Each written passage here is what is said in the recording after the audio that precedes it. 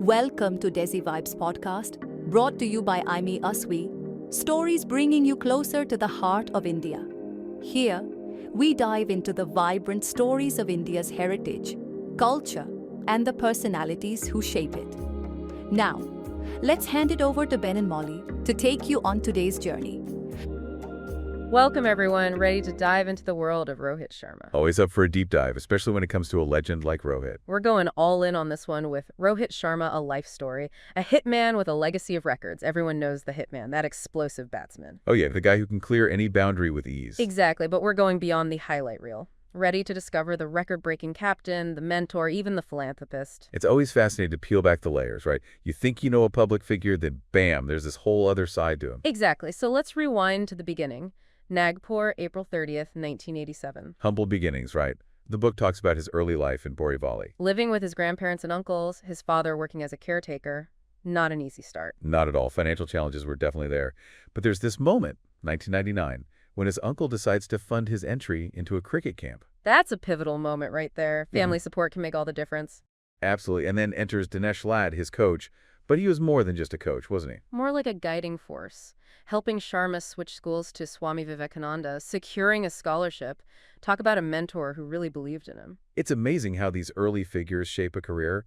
Dinesh Ladd saw something special in young Rohit. And as Swami Vivekananda, opening batsman in school cricket, that's where he really began to shine. So you've got this kid from humble beginnings, driven by talent and some key people backing him, and then things start to happen fast. Deodhar Trophy, March 2005, she debuts for West Zone. Remember that. And then, boom, an unbeaten 142 against North Zone puts him on everyone's radar. He's not just a promising schoolboy anymore. Right. That rising star talk starts to get real. Touring with the India A squad. Rubbing shoulders with the best young players in the country. And he even gets included in India's 30-member probable list for the ICC Champions Trophy. Didn't quite make the final cut that time, but still, what a sign of things to come. He kept pushing forward.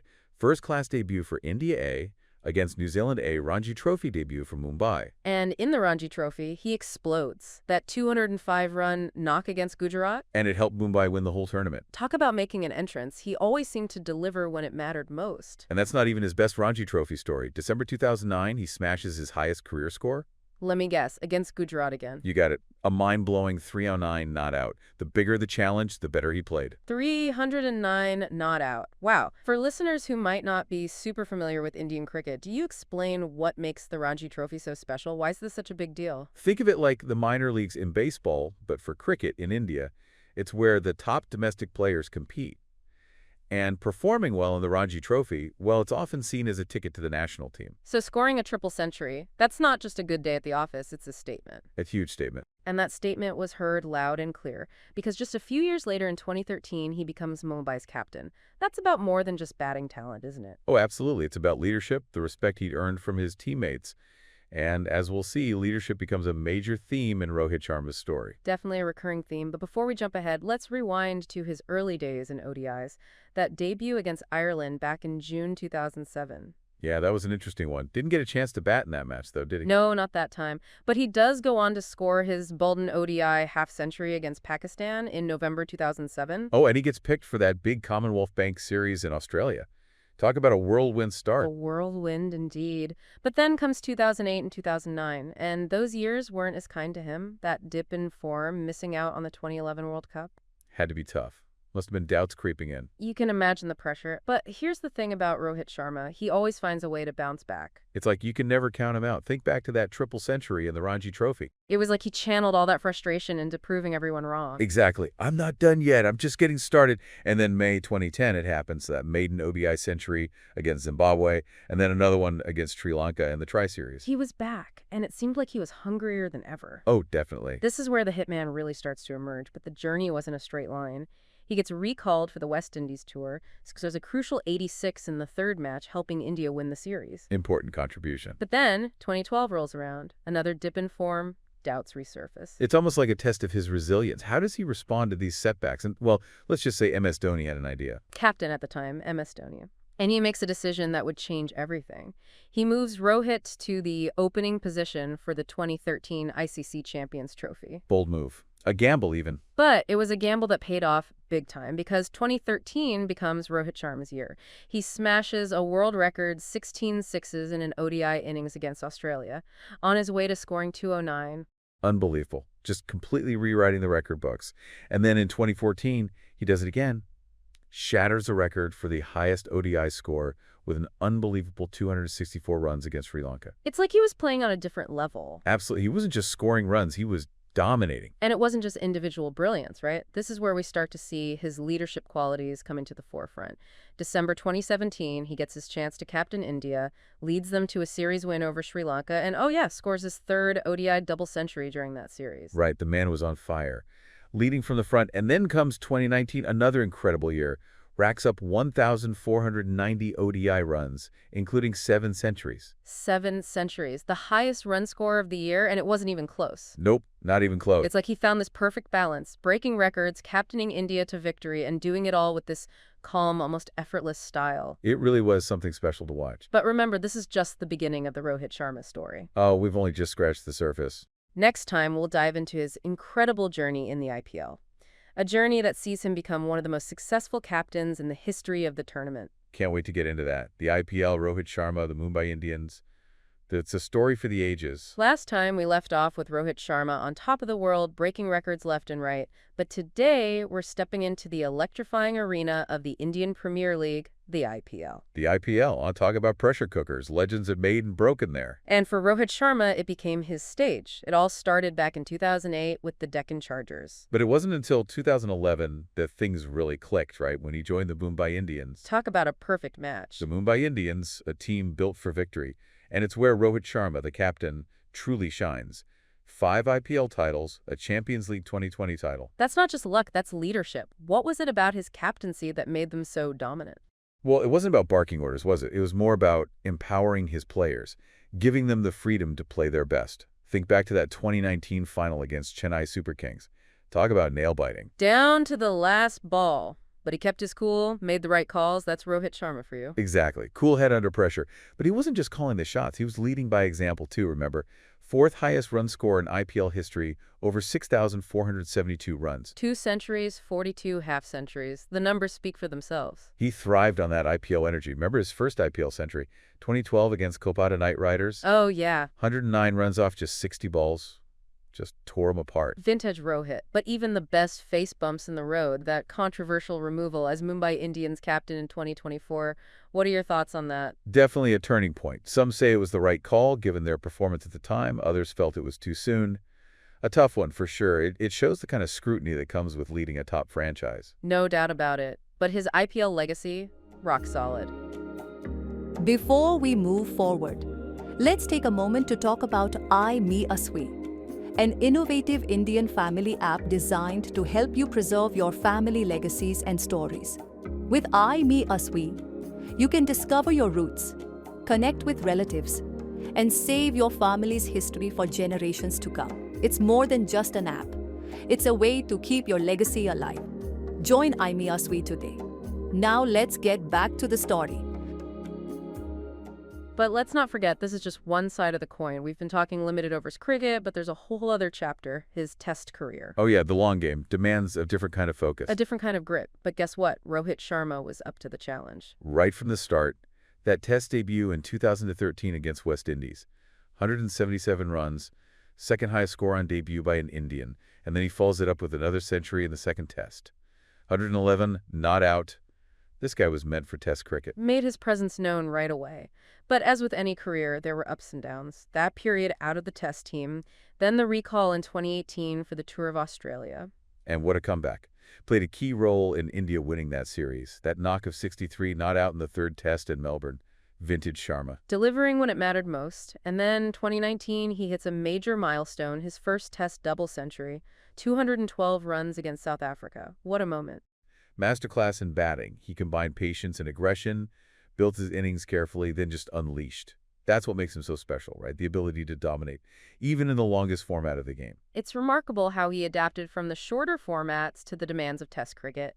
Then they named 2020 vice-captain of the Indian Test team. Another feather in his cap. And then that series against England in 2021, that 161 in Chennai, on a tough pitch. It was like he was playing a different game. Batting on another level, that's for sure. And let's not forget his first overseas Test century, that 127 at the Oval. Cementing his status as a world-class batsman across all formats. And in 2022, he reaches another milestone, 3,000 Test runs. This guy's a run machine. Never satisfied, always pushing for more.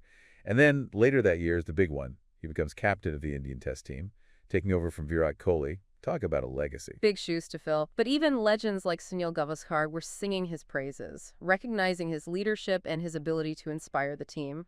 And think about how far he'd come, from captaining Mumbai to leading the Indian Test team. What a journey. And through it all, those World Cup moments, 5 centuries in a single tournament, that's got to be one of the greatest achievements in World Cup history. The 2019 World Cup was Rohit's playground. Simply unstoppable. Centuries against South Africa, Pakistan, England, Bangladesh, Sri Lanka. The first player ever to score 5 centuries in a single World Cup. Finished as the tournament's leading run scorer with 648 runs. And won the ICC Golden Bat Award. It's like he was rewriting the record books with every innings. Absolutely.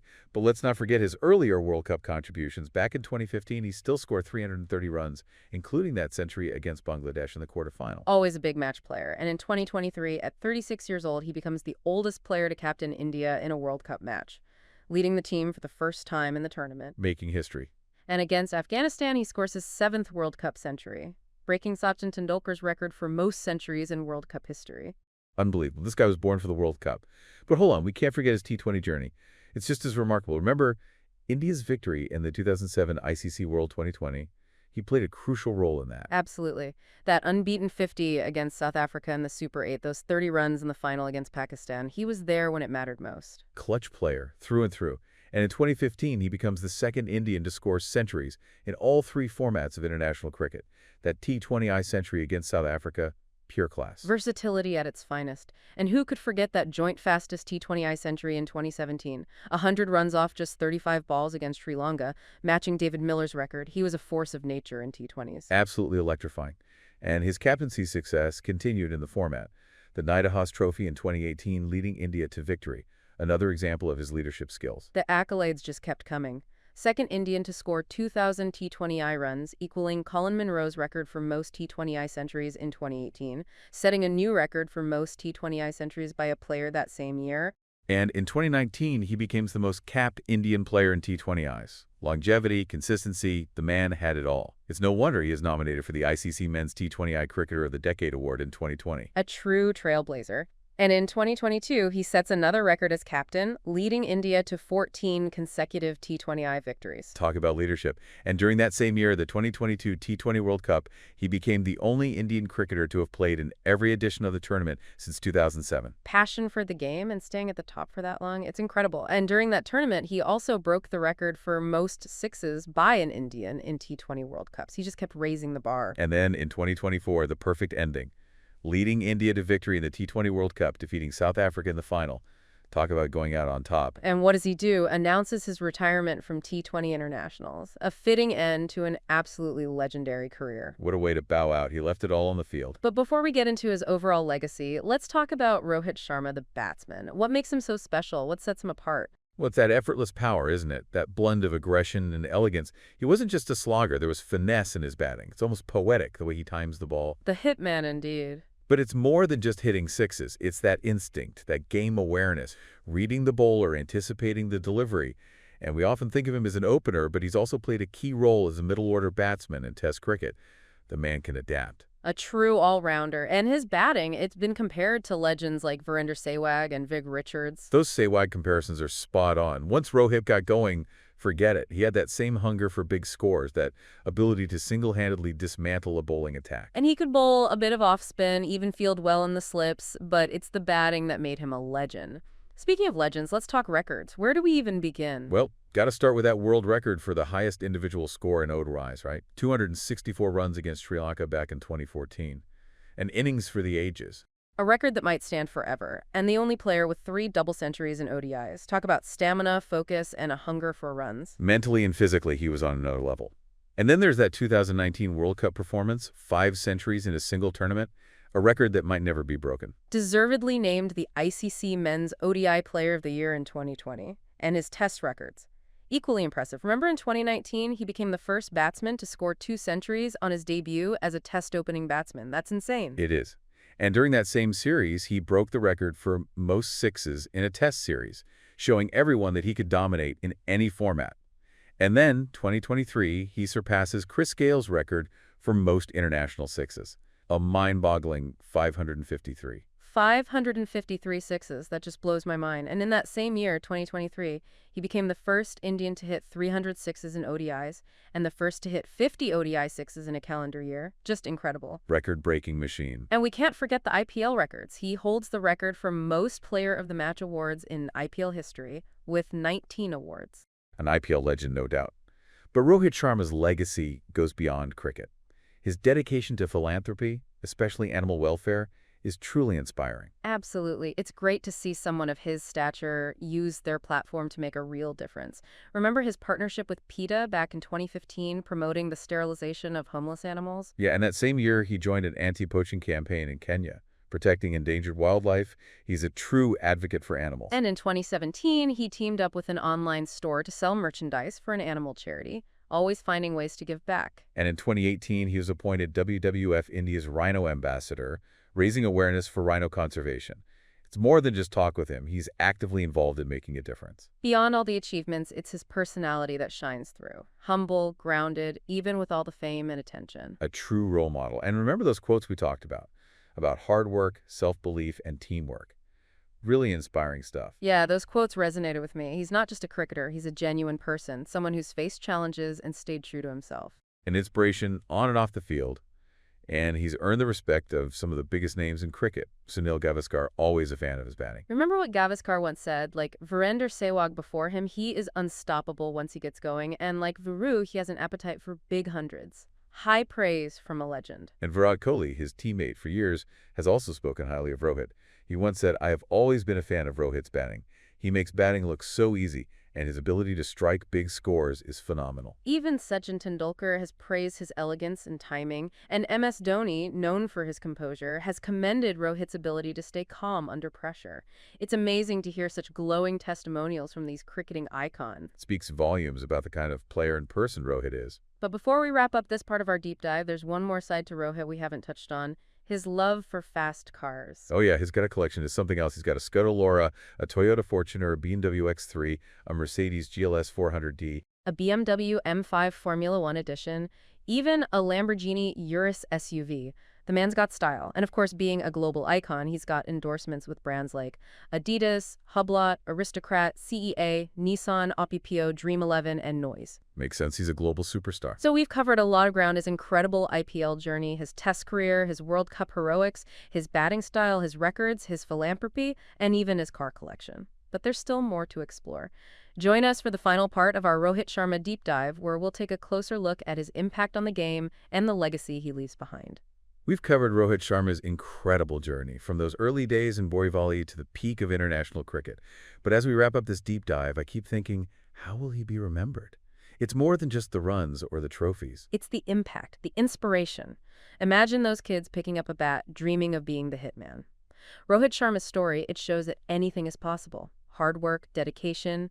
A kid from humble beginnings can reach the top. That's what makes it so powerful, right? That underdog narrative. But for me, it's also how he stayed grounded through it all.